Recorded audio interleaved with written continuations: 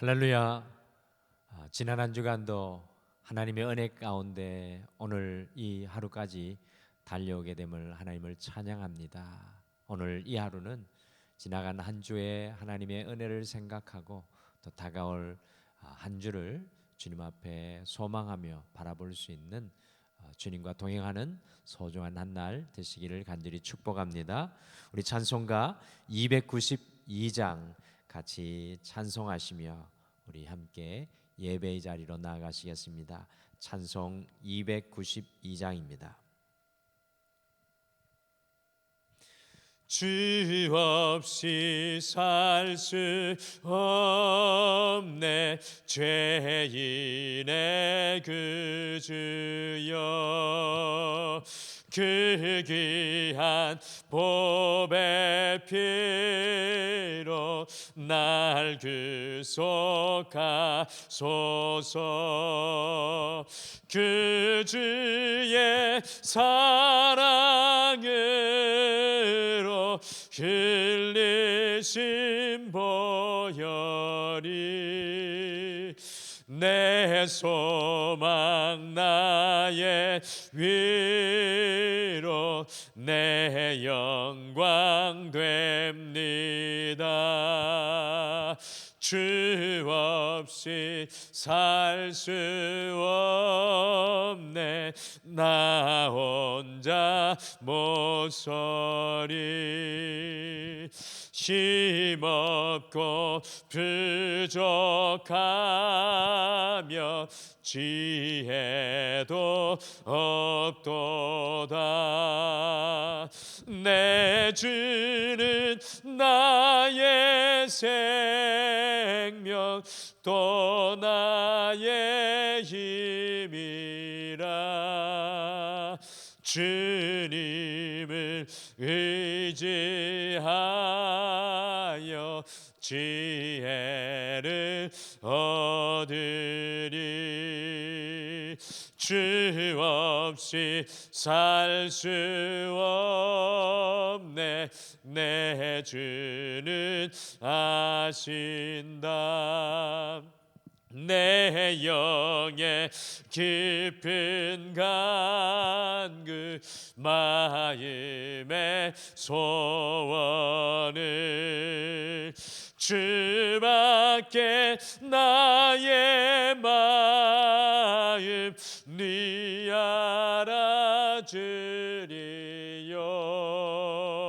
내 마음 위로하사 평온케 하시네. 주 없이 살 수 없네 세월이 흐르고 이 깊은 고독 속에 내 생명 끝나도 사나운 풍랑일 때 날 지켜주시니. 내 곁에 계신 주님 늘 힘이 됩니다. 아멘. 우리 다 같이 기도하시겠습니다. 하나님 아버지, 이 한 주를 이 예배 가운데 나아가며 다시 한 번 더 찬양의 고백으로 주님 앞에 고백합니다. 주 없이 우리의 힘으로, 우리의 능으로, 우리의 지혜로 살 수 없습니다. 주님 앞에 무릎 꿇어 예배하는 이 시간, 세상이 줄 수 없는 평안과 세상이 채울 수 없는 기쁨과 힘과 능력으로, 소망으로 함께하여 주시옵소서. 오늘도 우리의 삶의 자리에서 살아계신 여호와 하나님을 바라봅니다. 그 삶의 자리에서 주님 주시는 놀라운 은혜가 충만케 하여 주실 줄 믿고 감사드리며 예수님의 이름으로 기도드리옵나이다. 아멘. 우리 하나님 말씀은 사도행전 2장 말씀입니다. 사도행전 2장 37절에서 47절 말씀입니다. 사도행전 2장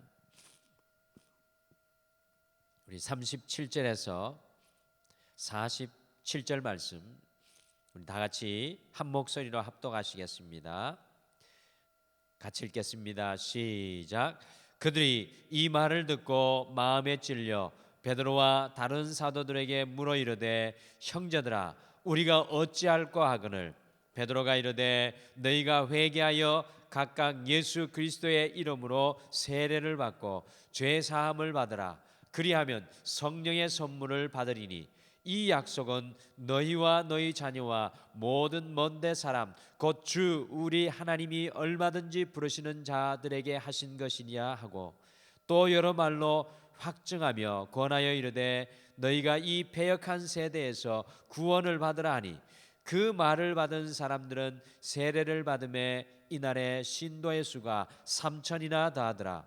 그들이 사도의 가르침을 받아 서로 교제하고 떡을 떼며 오로지 기도하기를 힘쓰니라. 사람마다 두려워하는데 사도들로 말미암아 기사와 표적이 많이 나타나니 믿는 사람이 다 함께 있어 모든 물건을 서로 통용하고 또 재산과 소유를 팔아 각 사람의 필요를 따라 나눠주며 날마다 마음을 같이하여 성전에 모이기를 힘쓰고 집에서 떡을 떼며 기쁨과 순전한 마음으로 음식을 먹고 하나님을 찬미하며 또 온 백성에게 칭송을 받으니 주께서 구원받는 사람을 날마다 더하게 하시니라. 아멘. 사도행전은 우리 주님의 부활 이후에 주님의 교회가 탄생되고 시작되는 이 소중한 사건을 보여주는 말씀입니다. 예수님의 십자가의 죽음과 부활의 결과로 이 땅에 하나님의 교회가 비로소 시작이 되었습니다. 이 사도행전에 나오는 이 교회는 과연 무엇을 상징하는 것입니까? 그것은 바로 이 사도행전에 나오는 교회는 성도 한 사람 한 사람을 보여주는 상징의 역사이며 성도인 교회가 어떻게 살아가야 할지 한 장 한 장 소중히 기록되어 있습니다. 그러므로 이 교회는 예수님의 부활 생명, 십자가의 생명을 가져야 합니다. 교회는 살아 있어야 합니다. 아니 교회도 죽은 교회가 있습니까?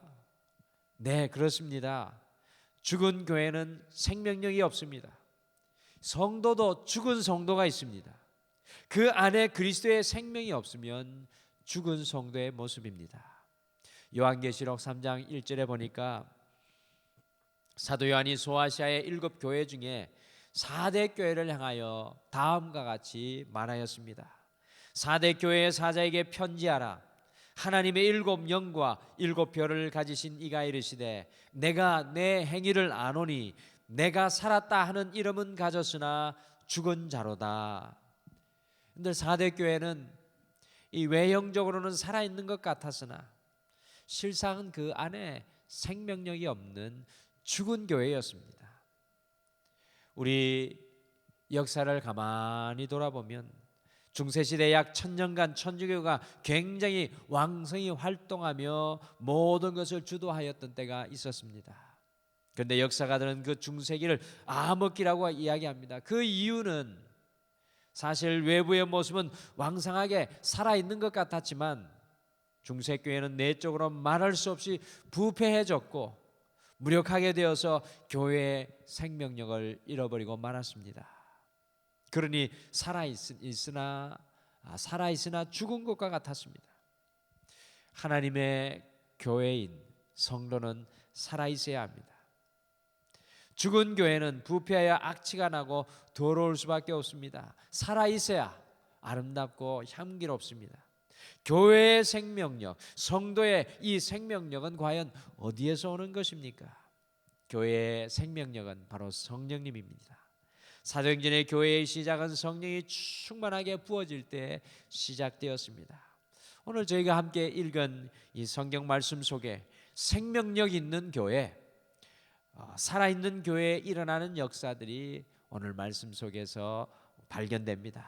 오늘은 이 생명력 있는 교회에 일어나는 역사들이라는 제목으로 이 살아있는 교회, 교회인 우리가 과연 어떤 성령의 역사들로 오늘 이 하루 살아가야 될지 오늘 말씀을 통해 함께 살펴보시겠습니다. 첫째, 생명력 있는 성령이 충만한 교회는 심령이 가난합니다. 우리 사도행전 2장 37절 말씀 우리 다 같이 한 목소리로 읽겠습니다. 우리 37장 말씀 다 같이 한 목소리로 읽겠습니다. 시작. 그들이 이 말을 듣고 마음에 찔려 베드로와 다른 사도들에게 물어 이르되 형제들아 우리가 어찌할꼬 하거늘. 아멘.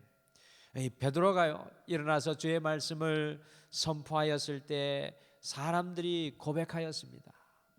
우리가 어찌할꼬, 다른 말로 하면 내가 무엇을 하여야겠습니까? 라고 고백하는 것입니다. 예루살렘 성도들의 심령이요 하나님 앞에 얼마나 그 복음 앞에 부활의 말씀 앞에 가난해졌는지 모릅니다. 성령님으로 그 마음이 얼마나 가난해졌는지 모릅니다. 주님 앞에 자기들이 과연 무엇을 해야 할지 그들의 인생을 고민하는 모습을 발견합니다. 살아있는 그 심령이 가난한 심령입니다. 늘 주님의 은혜를 갈구하며 주님께서 내 안에 이루실 일을 갈망하는 심령이 가난한 심령입니다. 예수님께서도 말씀하셨습니다. 심령이 가난한 자는 복이 있나니 천국이 저희 것이요. 우리의 심령이 가난해지면요 천국을 누리게 된다는 우리 주님의 약속의 말씀입니다. 하나님의 교회는 그 심령이 가난해지고 가난해져서 오직 하나님으로 충만하게 되는 심령입니다. 하나님의 교회인 우리는 심령이 가난한 사람들입니다. 여러분 오늘 이 한 주를 마감하면서 지나온 한 주를 한번 돌아보시길 바랍니다. 모든 사람들이 부유합니다. 물질이 많아 부유하기보다는 모든 사람들이 자기 자신으로 충만합니다. 어떤 사람들은 욕심과 교만으로 충만합니다. 어떤 사람들은 두려움과 걱정과 염려로 충만합니다. 여러분들 이런 세상 속에 심령이 가난하고 가난하여 하나님으로 충만하지 않으면 그 교회는 죽은 것입니다. 세상의 모든 것으로 부유할지라도 하나님께 가난한 심령이 아니면 죽어 있는 것입니다. 생명이 있는 이 살아있는 교회는요 우리의 심령이 주님께 가난하여 주님으로 부여해지는 사람입니다. 사랑하는 성도 여러분, 우리는 과연 어떤 사람입니까? 한 주를 달려온 여러분과 제가 생각해 보아야 될 우리의 모습입니다. 세상에 부여하고 세상으로 충만한 사람은 아닙니까? 심령이 가난한 그 사람만이 주님의 생명력 있는 교회가 됩니다. 한 주를 마감하는 오늘 이 시간에는 우리 주님 앞에서 주님 제가 어떻게 하여야 되겠습니까? 부여했던 우리의 모든 것 내려놓고 어지러웠던 우리의 마음도 내려놓고 두려움과 걱정과 염려로 충만했던 우리의 마음을 내려놓고 주님 제가 어떻게 하여야 하겠습니까? 라는 가난한 심령이 되어서 주님의 임재하심을 간구하는 오늘 이 하루가 되기를 바랍니다. 생명력 있는 심령은 가난하여 오직 주님으로 부유한 사람입니다. 둘째, 오늘 말씀해 보니까 생명력 있는 성령이 충만한 교회는 서로 사랑합니다.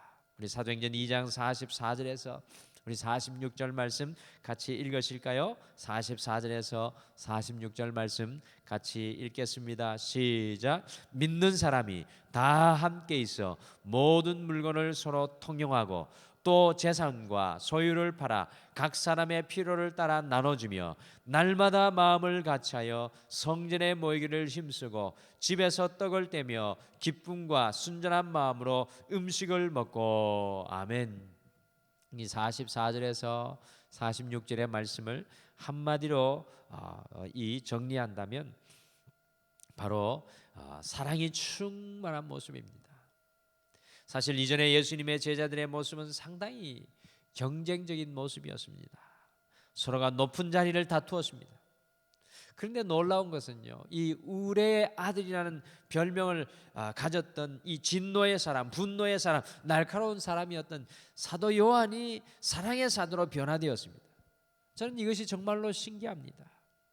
또한 사도 베드로를 보십시오. 기분에 안 맞으면 칼을 들어 내려치려는 이 다혈질적인 성품의 소유자였습니다.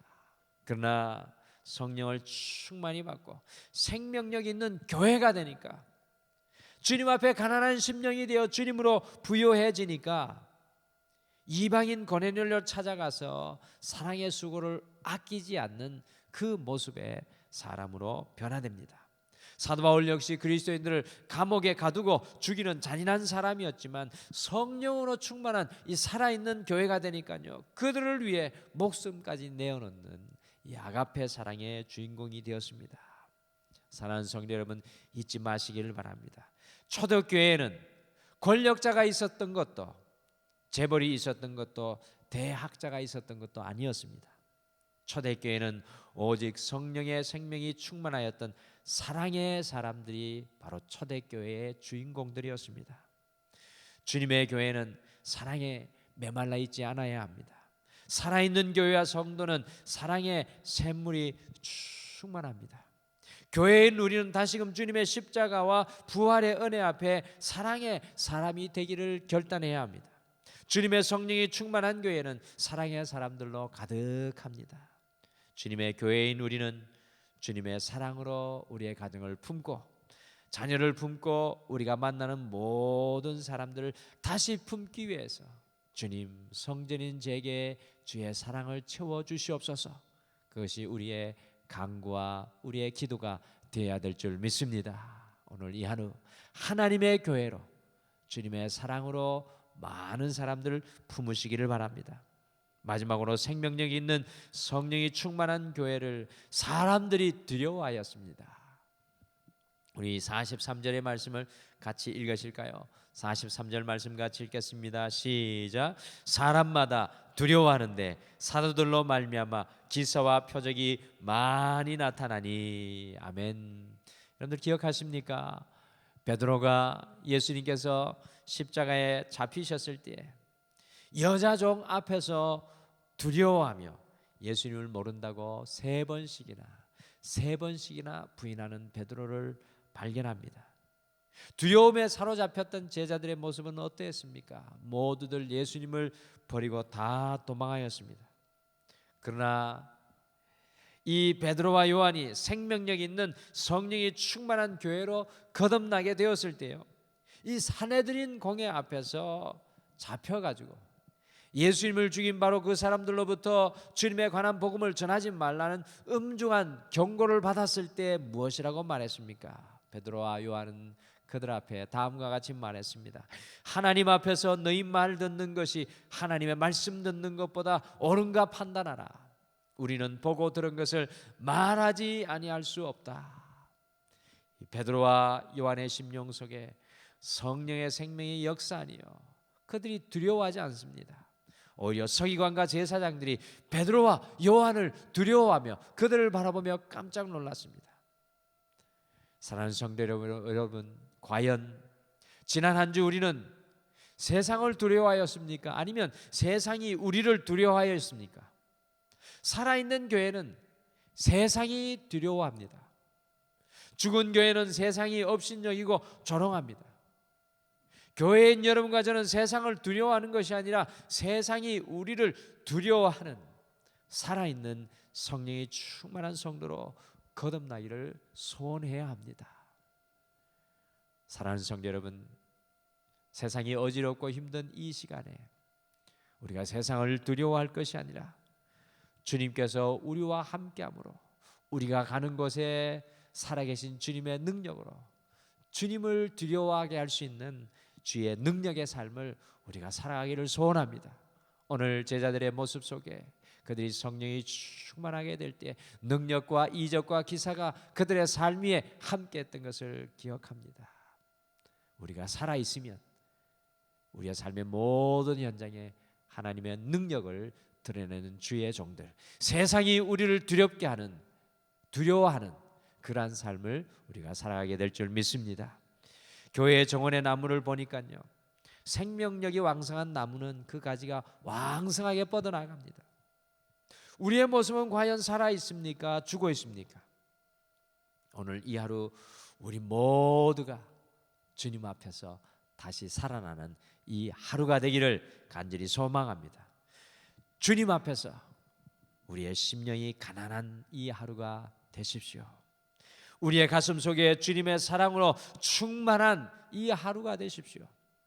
세상을 두렵게 할 수 있는 능력의 사람이 되기를 주님 앞에 기도하고 소망하십시오. 바로 그것이 우리를 향한, 성전인 우리를 향한 주님의 소망인 줄 믿습니다. 우리 다 같이 기도하시겠습니다. 하나님 아버지, 지난 한 주간도 우리를 지켜주시고 여기까지 도와주신 에베네셀의 하나님, 참으로 감사합니다. 오늘 우리 주님의 십자가의 생명과 부활의 생명으로 주님, 죽었던 교회와 같은 그들이 살아나 진정한 주님의 성전으로 거듭나는 제자들의 모습을 발견합니다. 주님, 하나님의 성전인 우리는 주님 앞에 깨어있는 살아있는 성도가 되어야 될 줄 믿습니다. 만일 우리의 심령이 죽어 있다면 오 주님, 우리를 다시금 깨워주시고 우리의 심령이 주님 앞에 가난하고 가난하여져서 주님으로 부요한 인생이 되게 축복하여 주시옵소서. 주님, 우리의 마음 가운데 사랑이 메말라 있습니까? 오늘 이 하루도 우리를 십자가에서 씻어주시고 용서하여 주신 그 사랑으로 모든 사람들에게 주의 사랑으로 그들을 품고 그 사랑의 향기를 흘려보낼 수 있도록 우리를 사용하여 주시옵소서. 주님, 더 나아가 우리가 두려워하는 인생이 되지 않게 하여 주시옵소서. 주님으로 인하여 주의 능력을 세상 가운데 드러내며 주님의 두려움을 세상에 나타낼 수 있는 능력의 종들 되게 축복하여 주시옵소서. 오늘 이 하루도 주님 앞에 모든 것 맡겨드리며 예수님의 이름으로 간절히 기도드리옵나이다. 아멘. 하늘에 계신 우리 아버지여, 이름이 거룩히 여김을 받으시오며 나라가 임하옵시오며 뜻이 하늘에서 이루어진 것 같이 땅에서도 이루어지이다. 오늘 우리에게 일용할 양식을 주시옵고 우리가 우리에게 죄 지은 자를 사하여 준 것 같이 우리 죄를 사하여 주시옵고 우리를 시험에 들게 하지 마시옵고 다만 악에서 구하시옵소서. 나라와 권세와 영광이 아버지께 영원히 있사옵나이다. 아멘. 오늘 우리 함께 각자의 삶의 자리에서 기도의 무릎을 꿇으실 때 첫 번째, 심령이 가난하여서 우리가 하나님으로 부유한 사람이 되도록, 세상의 부유함이 아니라 하나님으로 부유한 인생이 되도록, 주의 성전이 되도록 함께 기도하겠습니다. 또한 식어진 우리의 마음속에 주님의 사랑으로 충만하여서 모든 것을 품고 살릴 수 있는 하나님의 사랑의 교회가 될 수 있도록 같이 기도하고요. 마지막에는 우리 등마루의 공동체 예배가 내일부터 다시 시작되는데 이 사도행전에 살아나는 교회의 역사가 우리의 교회 속에 일어날 수 있도록 우리 모든 내일의 예배를 위해서 함께 중보기도 해 주시기를 바랍니다. 이와 같은 기도의 제목으로 우리가 자유롭게 함께 기도하시겠습니다. 우리 다 같이 기도하시겠습니다.